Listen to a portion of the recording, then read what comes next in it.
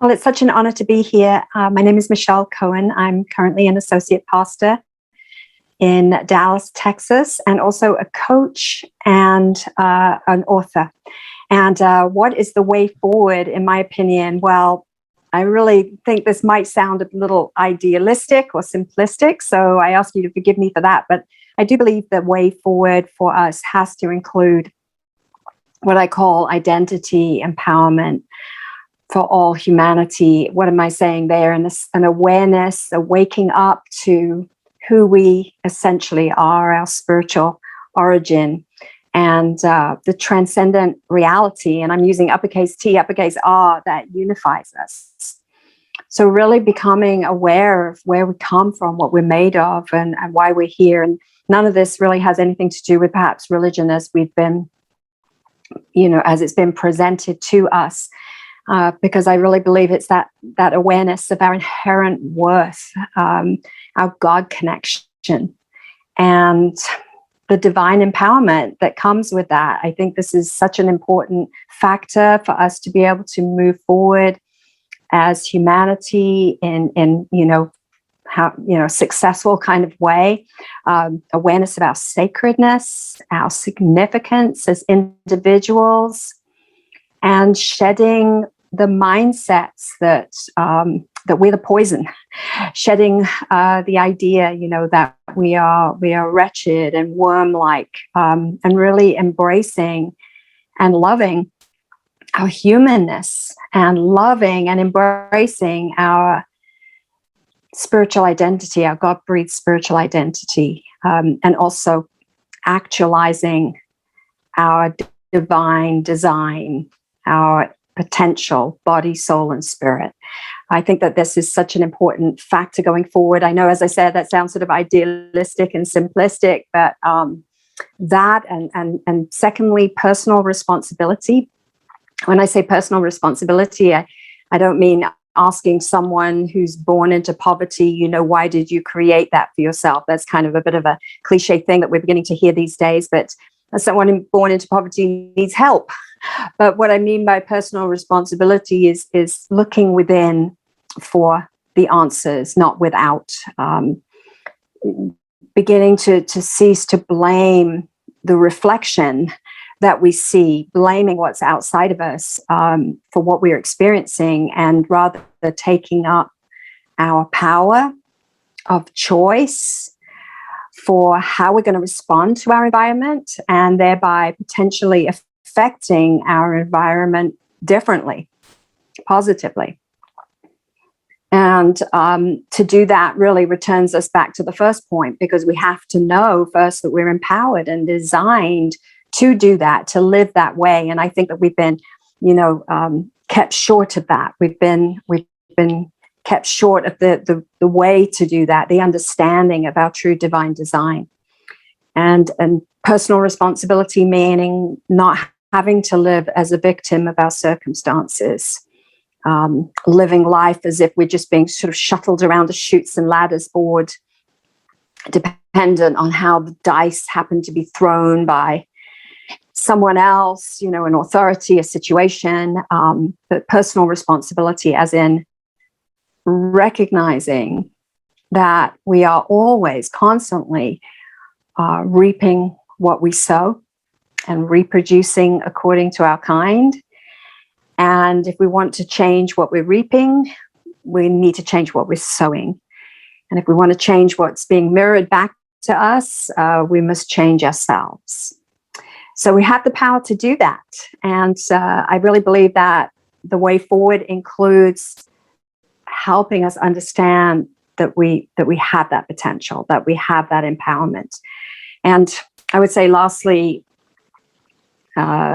understanding and exercising our creative potential with intention and not by default. I think that we're going to be able to move forward with positive change in our world by eating the elephant one bite at a time, which means not necessarily trying to, overthrow or reform huge, massive government institutions, as the behemoth, that they sometimes can be, but rather by taking responsibility to start small, collaborating, experimenting individually and also with like-minded people to establish new versions of self-governmental expression. So those are three thoughts, as I say, very idealistic, perhaps simplistic, but three thoughts that I think are going to be important for us to move forward. Of course, we do not always come up with the same understanding about all things at the same identical time. So I think one of the challenges is to us individually for us to each follow our inner guidance and boldly take a step forward. I mean, that's got a step before that is to even become confident, to even know we have inner guidance, to even begin to tune in to that intuition, that inner tutor, that inner teacher and voice who's guiding us forward, and then just the willingness to individually boldly take steps forward as we feel we should. This is the experimental side of things, even if it's different to somebody else. We're going to have to be willing, I think, individually. The challenge is going to be to have the courage to step outside of the group think if we feel that we've graduated from it and we're being led toward a different path.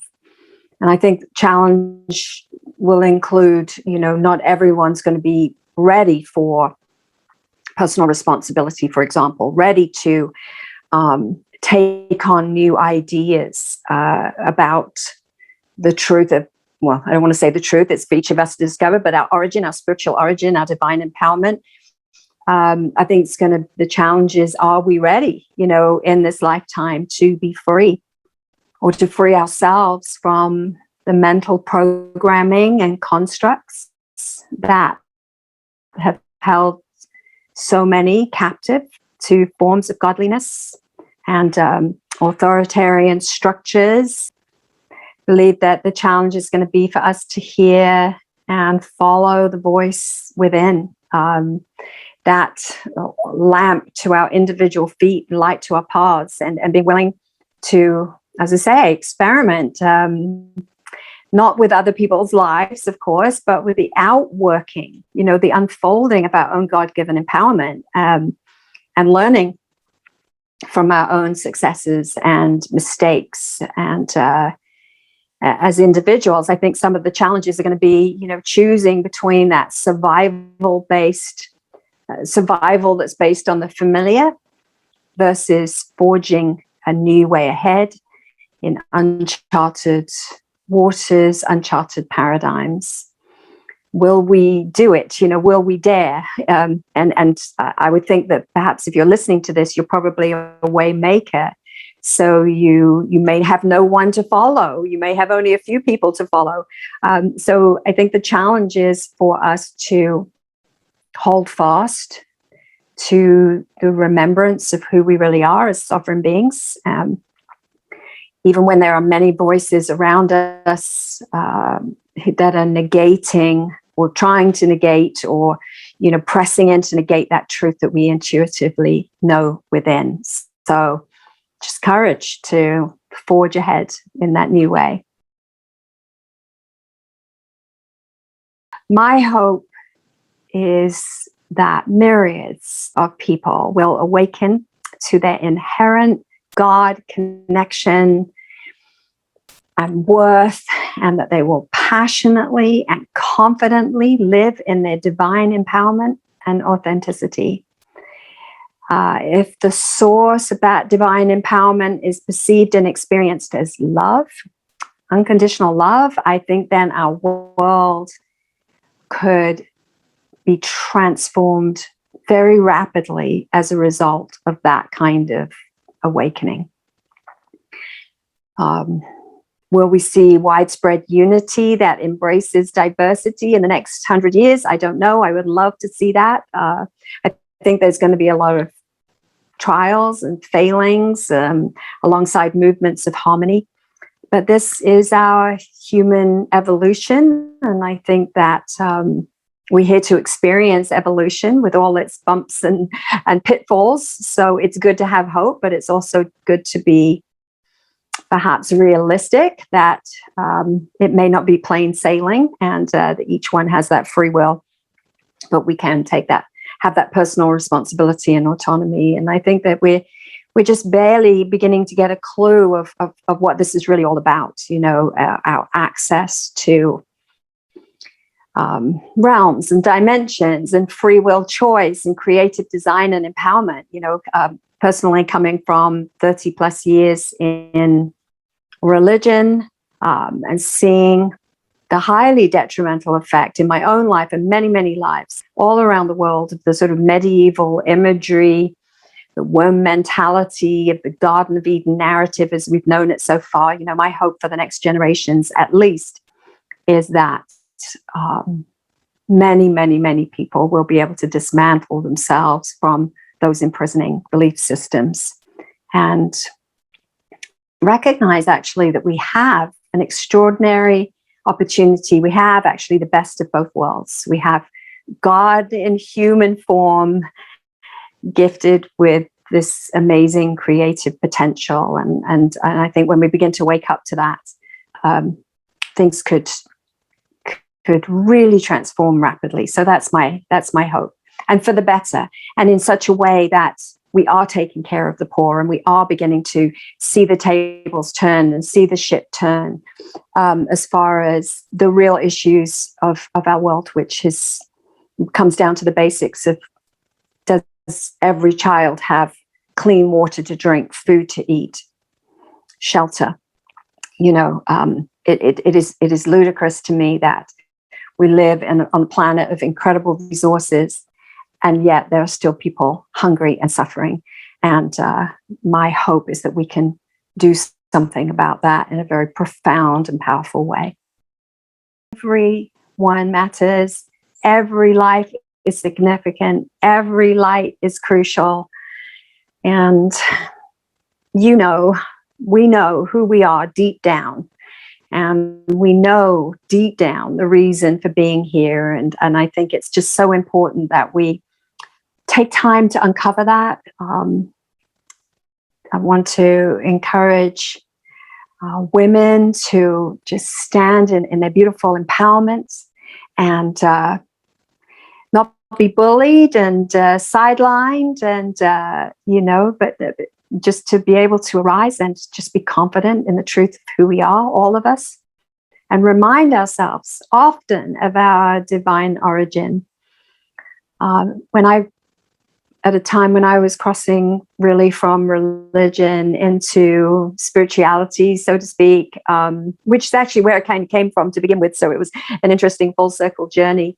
For me, remembering my origin, my divine essence is what actually keeps me.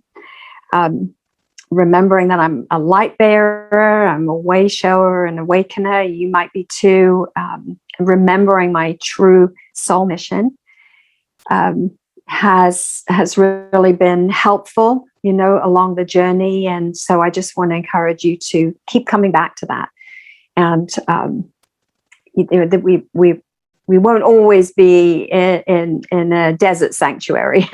We will eventually be able to sort of cross over, I think, into more of a flourishing experience. So many people are feeling very alone right now.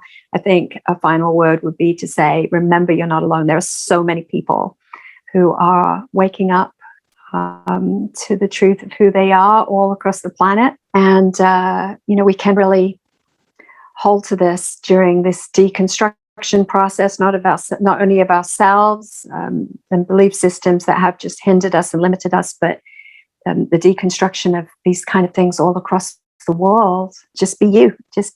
Be the body of Christ, that Christ-like consciousness that you are, and boldly lead the way forward. You matter.